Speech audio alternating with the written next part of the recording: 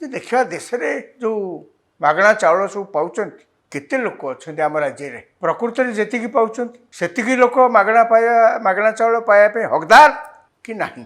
ସରକାର ନିଷ୍ପତ୍ତି ନେଲେ ଯେ ସମସ୍ତଙ୍କର ଯେଉଁମାନେ ସବୁ ବେନିଫିସିଆରୀ ଅଛନ୍ତି ତାଙ୍କର ଆଧାର କାର୍ଡ଼କୁ ସଂଯୋଗ କରାଯିବ ତାଙ୍କ ନାଁ ଏଗେନଷ୍ଟରେ। ଏହାଦ୍ୱାରା ହେବ କ'ଣ ଆପଣଙ୍କର ମନେଥିବ ଇଏ କଥାଟା କେଉଁଠୁ ଆସିଲା ଯେ 2014 ମସିହାରେ ଯେତେବେଳେ ନରେନ୍ଦ୍ର ମୋଦି ପ୍ରଧାନମନ୍ତ୍ରୀ ହେଇକି ତାଙ୍କ ସରକାର ଯେତେବେଳେ କେନ୍ଦ୍ରରେ ଆସିଲେ ସେତେବେଳେ ଗୋଟେ ଆଧାର ଲିଙ୍କେଜ କଥା ଚାଲିଲା। ମାନେ ଆପଣଙ୍କର ବ୍ୟାଙ୍କ ଆକାଉଣ୍ଟ ସହିତ ଆଧାର ଆପଣଙ୍କର ଯାହା ଯାହା ଯୋଜନା କରୁଛ ସରକାର ଯୋଜନାରୁ ଆପଣ ଲାଭବାନ ହେଉଛନ୍ତି ସେଥିରେ ମଧ୍ୟ ଆଧାର ଲିଙ୍କ କରାଯିବ। ଓଡ଼ିଶା ସରକାର ମଧ୍ୟ କହିଲେ ଯେ ଯେଉଁମାନେ ସବୁ ଗରିବ ଲୋକ ଅଛନ୍ତି ତାଙ୍କୁ ସବୁ କାର୍ଡ଼ ଦିଆଯାଇଛି ଏବଂ ସେ କାର୍ଡ଼ ଦେଖେଇକିରି ତ ସେମାନେ ଆଣୁଛନ୍ତି କଣ୍ଟ୍ରୋଲ ଦୋକାନରୁ ଯାଇ ଚାଉଳ ଆଣୁଛନ୍ତି ବା ସେମାନଙ୍କୁ ମଧ୍ୟ ଅନେକ ସମୟରେ ଯେହେତୁ ସେମାନେ ଗରିବ ଲିଷ୍ଟରେ ଅଛନ୍ତି ତାଙ୍କୁ ମଧ୍ୟ ସରକାର ବିଭିନ୍ନ ସମୟରେ ସିଧାସଳଖ ତାଙ୍କ ଆକାଉଣ୍ଟକୁ ମଧ୍ୟ ଅନେକ ସମୟରେ ଅନ୍ୟ ଯୋଜନାରେ ଟଙ୍କା ମଧ୍ୟ ପଠାଉଛି। ତେଣୁ ସେହିସବୁ ନାଁ ବେନିଫିସିଆରୀ ମାନଙ୍କର ଆଧାର କାର୍ଡ଼କୁ ସଂଯୋଗ କରାଗଲା। ଆଜ୍ଞା ଯେତେବେଳେ ଥରେ ଆଧାର କାର୍ଡ଼କୁ ସଂଯୋଗ କରାଯିବା ଆରମ୍ଭ ହେଲା ସେତେବେଳେ ଆପଣମାନେ ଶୁଣିକିରି ଆଶ୍ଚର୍ଯ୍ୟ ହେବେ ଯେ ଯେଉଁମାନେ ପାଇବା କଥା ନୁହେଁ ସେମାନେ ମଧ୍ୟ ନେଉଛନ୍ତି। ସେଥିରେ ଯାହା ସେ କହିଲେ ଯେ ରେସନ କାର୍ଡ଼ କେତେ ଲୋକ ନେଇଛନ୍ତି ମାନେ ଖାତାପତ୍ରରେ ସରକାରଙ୍କ କାଗଜପତ୍ରରେ 3,35,00,000 ଖାଲି 3 କୋଟି ନୁହେଁ 4.5 କୋଟି ଲୋକଙ୍କ ଭିତରୁ 3,35,00,570 ଜଣ ଯେଉଁମାନଙ୍କ ପାଖରେ ରେସନ କାର୍ଡ଼ ଅଛି। ରେସନ କାର୍ଡ଼ କିଏ ଦରଖାସ୍ତ ଦେଇକିରି ଆଣିଥାନ୍ତି କାହାକୁ ମିଳିଥାଏ ମାନେ ଖାତାରେ ଲେଖା ହେଇଥିବ ସେ ଗରିବ ଲୋକ। ସେ ନିହାତି ଗରିବ ଲୋକ ନ ହେଇଥିଲେ ରେସନ କାର୍ଡ଼ର ଆବଶ୍ୟକତା ପଡ଼ିନଥାନ୍ତା। ତେଣୁ ଯଦି 3,35,00,570 ଜଣ ଆମ ରାଜ୍ୟରେ ଏ ସରକାର ଆସିଲା ପୂର୍ବରୁ ଥିଲେ ଏପର୍ଯ୍ୟନ୍ତ ମଧ୍ୟ ସେମାନେ ବି ଅଛନ୍ତି ପୁରା ଯାଇନାହାନ୍ତି। ତାଙ୍କ ଭିତରୁ EKYC ଅର୍ଥାତ୍ ଯେଉଁ ଆଧାର କାର୍ଡ଼ ସଂଯୋଗ ହେଲା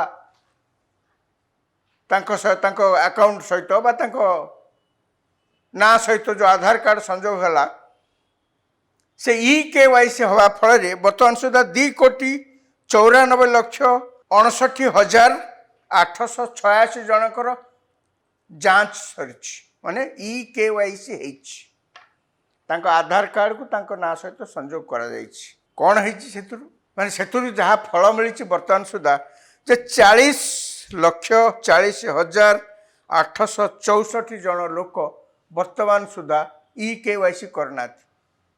ଏବଂ ଯାହା ମନ୍ତ୍ରୀ କହୁଥିଲେ ଖାଦ୍ୟ ଯୋଗାଣ ଏବଂ ଖାଉଟି କଲ୍ୟାଣ ମନ୍ତ୍ରୀ କୃଷ୍ଣଚନ୍ଦ୍ର ପାତ୍ର ଯାହା କହୁଥିଲେ ଯେ ଆଉ 2-3 ଦିନ ସମୟ ଅଛି। ସରକାର ମଧ୍ୟ ଏକଥା ତାଙ୍କୁ କହିଛନ୍ତି ଯେ ଆପଣମାନେ ଯିଏ ପାଇବା କଥା ନୁହେଁ ତଥାପି ଆପଣ କୌଣସି ନା କୌଣସି ଉପାୟରେ ନେଇଛନ୍ତି ଆମେ ଆପଣଙ୍କୁ କିଛି କହୁନୁ, ସରକାର ଆପଣଙ୍କ ବିରୁଦ୍ଧରେ କିଛି କାର୍ଯ୍ୟାନୁଷ୍ଠାନ କରିବେ ନାହିଁ, ଆପଣ ସେ କାର୍ଡ଼କୁ ସରକାରଙ୍କୁ ଫେରେଇ ଦିଅନ୍ତୁ, ସରେଣ୍ଡର କରିଦିଅନ୍ତୁ। ଏବଂ ଏକଥା ମଧ୍ୟ ମନ୍ତ୍ରୀ କହିଛନ୍ତି ଯେ ଆପଣ ଯଦି ବାରମ୍ବାର କହିବା ସତ୍ତ୍ୱେ ସେ କାର୍ଡ଼କୁ ଆପଣ ସରକାରଙ୍କ ପାଖରେ ସରକାରଙ୍କୁ ନ ଫେରେଇଲେ ପ୍ରଥମ କଥା ଆପଣଙ୍କର ତ ଯେହେତୁ ପାଇବା ପାଇଁ ହକଦାର ନୁହନ୍ତି ଆପଣଙ୍କର କଟିଯିବ, ଆପଣ ଗଲେ ବି ଆପଣଙ୍କୁ ମିଳିବନି।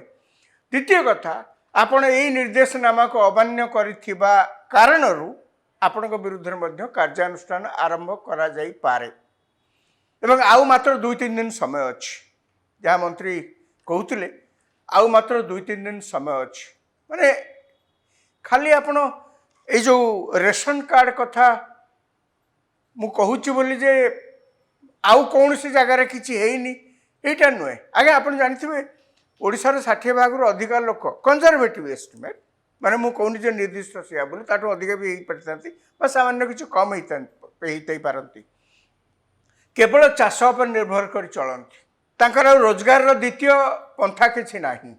ଏବଂ କେନ୍ଦ୍ର ସରକାର ସବୁବେଳେ କହି ଆସିଛନ୍ତି ଏ ସରକାର ବିଶେଷ କରି ଆସିଲା ଦିନଠାରୁ ନରେନ୍ଦ୍ର ମୋଦିଙ୍କ ସରକାର ଆସିଲା ଦିନଠାରୁ କହି ଆସିଛନ୍ତି ଯେ ଆମେ ଚାଷୀମାନଙ୍କର ଆୟ କେମିତି ଡବଲ ହେବ ତାକୁ ଚେଷ୍ଟା କରିବା ପାଇଁ ଆମେ ସବୁ ପ୍ରକାର ଉଦ୍ୟମ କରୁଛୁ।